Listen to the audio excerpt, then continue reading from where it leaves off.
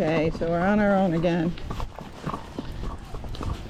Pigs keep running up to the fence, so we'll see if they do that now. So he's doing pretty good. Him and Zorro are no longer screaming to each other when he leaves or when Zorro leaves, which is good. Okay, the pigs aren't coming over, so you're safe, Roosevelt. And he's seeing more and more stuff. He's seeing deer, turkeys, geese, ducks, goats, pigs, cows, cars, trucks, tractors, I don't know, all sorts of stuff. Other horses, bikes. So he's doing pretty well. His gaits are much better. You still have to steer, of course, because he's a baby, and keep his attention. You want to keep his head straight when they're walking and not let them look all over the place. Okay? But otherwise, he's doing quite good. Okay, so today while I'm riding this horse, I'm going to talk about rhythm and tempo, and I posted that article. Maybe some of you read it. What's that have to do with the gaited horses? It has a lot to do with dressage, right? You've heard that before, and lots of people don't know. If you know dressage, it'll actually help your gaited horse. So rhythm is the footfall, and with our horses, their first gait is usually always some kind of a fast walk. So their feet should hit the ground 4 times.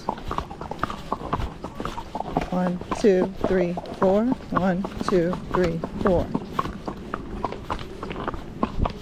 Yeah, that's hard to do when you're trail riding and they're looking at things, huh? Because they're looking over there, they're looking over on the other side. And what you're trying to do, if you can, is keep that same footfall. So keep that same rhythm. 1, 2, 3, 4. 1, 2, 3, 4. And that's how you're going to get their gait better. But first you got to get that correct rhythm, that correct footfall, before you can ask that horse to go to the next gait.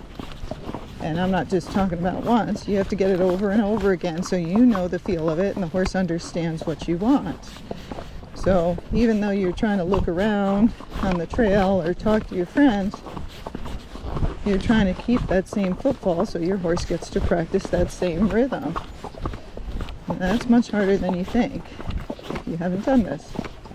And if you're riding in a line, well, the first person's usually pretty fast, and the middle people are so-so, they're in between, and then that last person usually has to catch up a lot because the people in the front usually don't wait for them. So it's hard to keep that same rhythm. So when you're riding with each other, if you stop and wait when you're going up and down hills, then you'll all be able to keep the same rhythm if you have the same agenda, and in the end it will make your horse's gait better. Okay? So now tempo is speed. What speed can the horse go? So today I'm on the foxtrotter, and he can do lots of different gaits, but we're trying to pick certain gaits to work at to make him better at it. So one is this flat walk, and he has different speeds at this. He can do it a little bit faster, but it's the same 4 beats. 1, 2, 3, 4. 1, 2, 3, 4. 1, 2, 3, 4. So now you listen.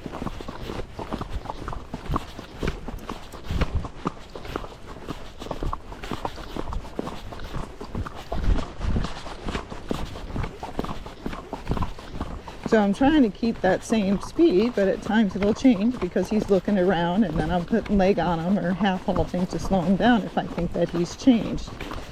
But it's that same 4 beats. So your flat walk's going to have a certain rhythm, a certain footfall. It'll be the hind left, and then the front left, and then the hind right, and the front right. Okay? Now this horse is foxtrotter, so we're trying to get him to foxtrot. So then his foxtrot should be his left hind and his right front, so that's a diagonal pair, and then his right hind and his left front, so that'll be a diagonal pair.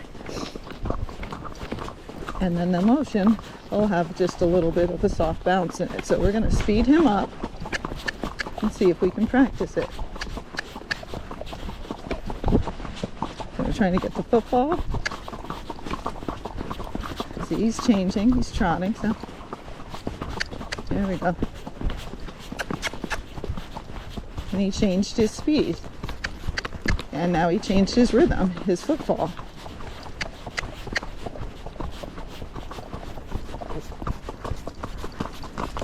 So I'm going to lean a little bit forward on him to see if I can get him more trotty and bring his head down and round his back out, because that'll bring him more towards the trot. Now you see he's trotting, so now I'm going to sit back a little bit and slow it down just a little, because your trot's right after your foxtrot. So if you get him to trot, you can just slow it down and you should have your foxtrot. Okay, so now we're going downhill and it's muddy, so I'm going to slow down. Good job, buddy. Boy. So this is just our trail walk. So now we want to keep it slow because we want to stay safe in the mud. We don't want to hurt him, and we don't want to scare him since he's new at trails. We want him to get his confidence up.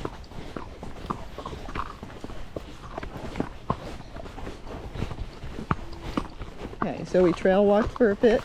Now we got a little incline coming up. So again, the incline usually puts your horse on the trotty side, so it's a good place to practice your horse's gait unless they're super trotty. Okay, so right now we're trail walking, but the ground's uneven. So now we got our flat walk. Listen to his rhythm or his footfall. 1, 2, 3, 4. 1, 2, 3, 4.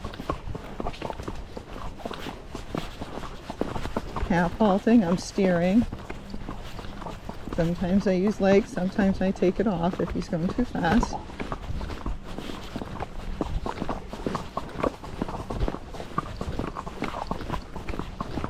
So the only way to get them better at this is to practice it. You can't practice it just once or twice on the trail. I practice it a fair amount on the trail. That's the only way to get better at something, is you practice and they practice. Because when you get in groups, it's going to be hard. Then you add another component of excitement into it, and then sometimes the horse gets trotty or pacey because they're excited. So now we're going downhill. Now we're more at a trail walk because it's muddy, so we're trying to be safe.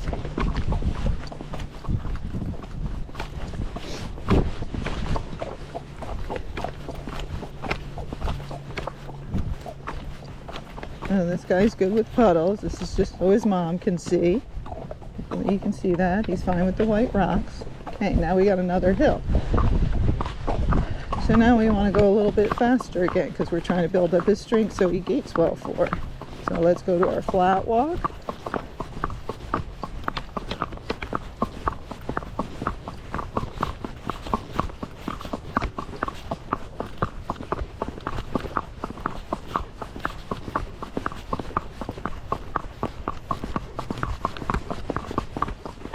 So you can hear that sometimes it changes because he's looking around and doing stuff, or he speeds up or he slows down. So I'm trying to correct him, but he's young, so it's not perfect yet. Okay, so now we're going to foxtrot to make it a little bit easier. So again, going uphill makes him more trotty. Trying to get his head down, get him paying attention. And there we go, that's pretty nice. 1, 2, 3, 4. 1, 2, 3, 4. 1, 2, 3, 4. Diagonal pair for the foxtrot. Should have a little bit of soft bounce. There, he's getting too trotty, so I'm going to sit back more instead of leaning forward.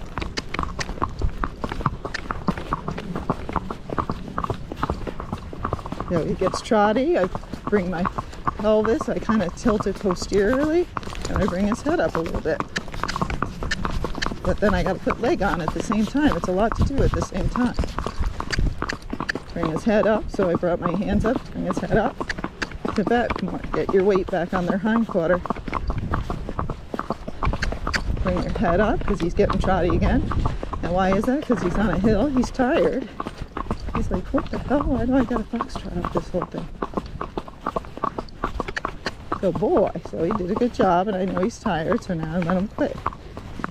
Okay, so now I'm going to walk for a while and give him a break and a breather so he gets to rest his rest his muscles. Okay, so this is for his mom again. So we've taken this trail but the opposite way. So when you take the trail a different way, everything looks different to the horse, because now they're seeing it with the other side of their brain. So we're seeing this stuff with this left eye instead of this right eye. So it all looks different to them. Okay, so anytime you go down a trail, you might be thinking, well, we've done this before. If you always do it the other way, it's brand new to the horse. Just like people get lost on the trail when they turn around and go the other way and they can't figure it out. Same thing. It's totally different, even though you should know. Okay, but he's doing good. He's gotten much better at collecting himself downhill and rocking back on his back end. So he's more sure-footed, and he knows how to carry a person. Okay, so now we start to go back uphill. And you might say, I don't want to walk my horse fast on cement. You don't have to. That's up to you. It's everybody's own choice. I have to, because I have to get them to gait, and the trails are all mud. My horses have studs on their feet, so it helps so they don't slide. Lots of people use borium. It does make a huge difference. Okay?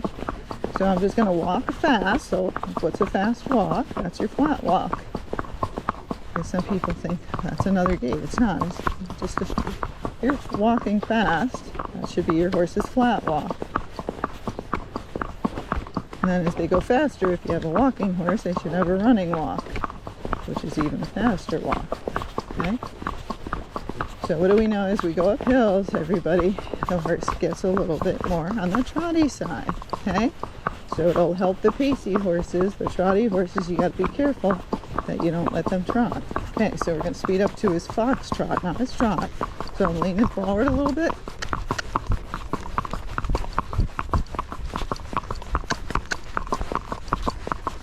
One, two, three, four. 1, 2, 3, 4. He got a little trotty right there. That's normal for a baby horse. I don't expect them to stay in the fox trot.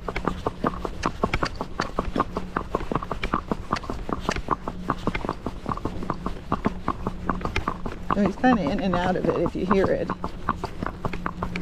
I haven't been in the foxtrot the whole time. So see if you can hear when it changes. He's getting tired.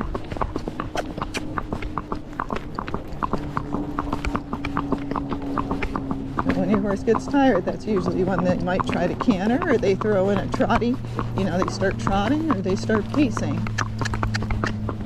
So he's looking at the truck up here. So now we're back to our foxtrot. 2, 3, 4. 1, 2, 3, 4. Okay, so now we're going to slow it down so he can see this truck. With the cones going in the truck.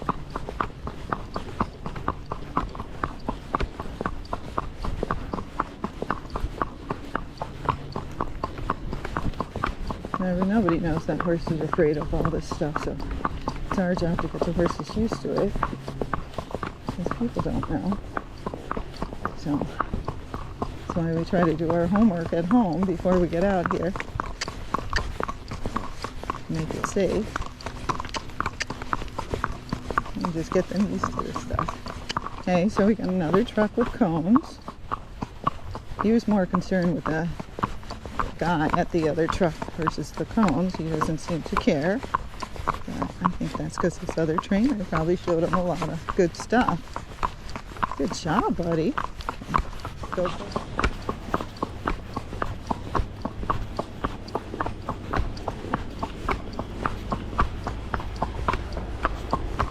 Hi. So there's a goat on the left. He looks like a tree, so you might not see him. Trying to tilt this camera towards it. But he's good because he's seen lots of goats. Okay. Now we got another incline. So we're just going to see if he can walk just a little bit faster to help him get stronger and build his muscles.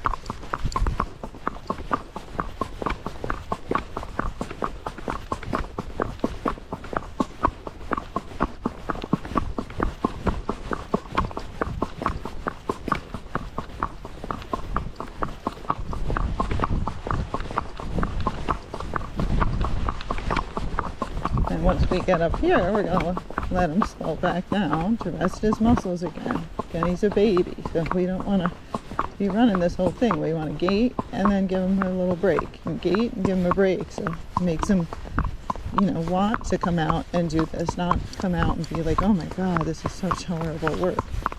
So a cute German Shepherd with one ear up and one ear down. You've seen them before, but the opposite way. The boys. Okay, go for it.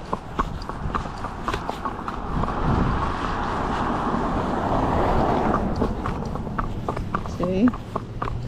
Lots of people don't know it would be nice if they slow down, so we just get them used to it first before we get on their backs. You saw he was fine. So there's lots of things you can show your horse if you ride through the neighborhood. There's the dogs, we have goats, you got RVs, cars, garages going up and down, gates opening, things slamming.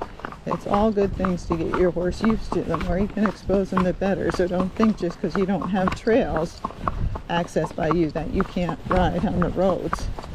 I have a pooper scooper with me. It's just a kitty litter scoop.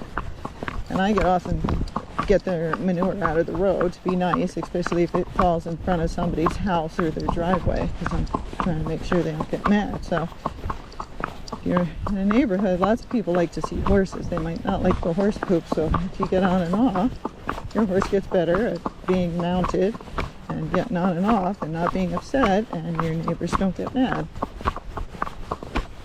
Okay. So now we're heading back towards the barn. You see, he's not barn sour. He likes to come out here because he gets to hang out with me. I help him, and then he gets treats here and there for doing work.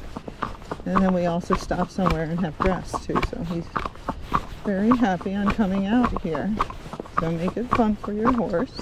Now I'm gonna stop and get off and walk him because I gained some weight. He's like, you sure did.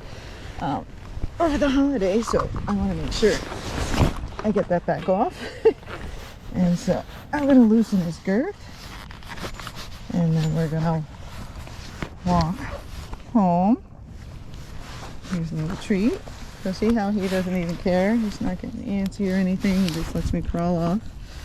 And so now if he wants to look around, he can look around all he wants, because now I'm walking and leading him, not on his back. So now he can also gets to see more stuff, and he has the comfort knowing I'm on the ground. So if something comes to get us, that whatever it is will eat me and not him. So he feels safer when I'm on the ground. Okay, that's our ride for today. Hope that helps some of you. So we're walking back from trail, so I'm letting him have a little break. You see he's got the bridle hanging on him. He has my pooper scooper hanging on him. He's like, I got everything, Mom. And he did great.